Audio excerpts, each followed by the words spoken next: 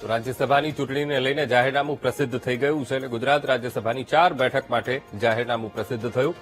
18 જૂને રાજ્યસભાની 4 બેઠક માટે મતદાન થશે, ત્યારે 8 જૂન સુધી ઉમેદવારી નોંધાવવાનો અંતિમ દિવસ છે. 9 જૂનના દિવસે ઉમેદવારી પત્રની ચકાસણી કરવામાં આવશે અને 11 જૂને ઉમેદવારી પરત ખેંચવાનો અંતિમ દિવસ રહેશે. રાજ્યસભાની 4 બેઠકો ભાજપના ફાળે જવાની છે, ત્યારે સંખ્યાબળના આધારે તમામ બેઠકો ભાજપના ફાળે જશે. કોંગ્રેસ રાજ્યસભામાં પોતાની અંતિમ બેઠક પણ ગુમાવશે. ઇતિહાસમાં કોંગ્રેસનું એક પણ સભ્ય ન હોવાની આ પ્રથમ ઘટના બનવા જઈ રહી છે.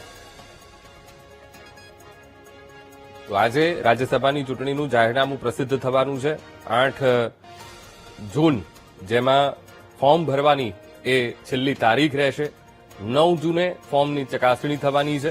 સાથોસાથ 11 જૂને ઉમેદવારી પરત ખેંચવાનો અંતિમ દિવસ રહેવાનો છે. આ મુદ્દે સંવાદદાતા મેહુલ ફોનલાઈન પર જોડાઈ ગયા છે. મેહુલ, કેવી તૈયારીઓ? આજે તો જાહેરનામું પ્રસિદ્ધ થઈ ગયું છે રાજ્યસભાની ચૂંટણીનું.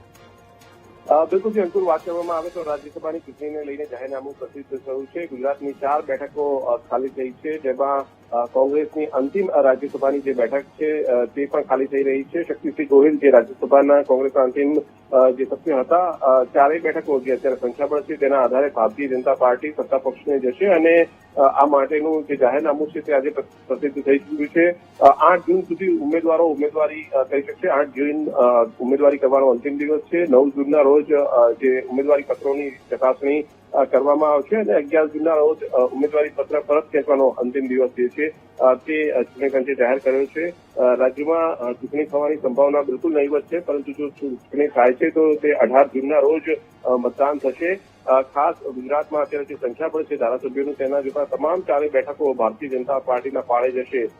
જે બેઠકો ખાલી થઈ રહી છે તેમાં શક્તિસિંહ ગોહિલ, રમીલાબેન બારા, નરહરી અમીન સહિતના અને રામ મોકરિયા જે 4 જે સભ્યોની બેઠક ખાલી થઈ રહી છે અને કોંગ્રેસનું ઇતિહાસમાં પહેલી વખત રાજ્યસભામાં ગુજરાતમાંથી એક પણ જે છે તે સભ્ય નહીં હોય તેવી ઘટના બની રહી છે. અંકુર. બિલકુલ મેહુલ, સમગ્ર માહિતી સાથે જોડાવા બદલ આપનો આભાર.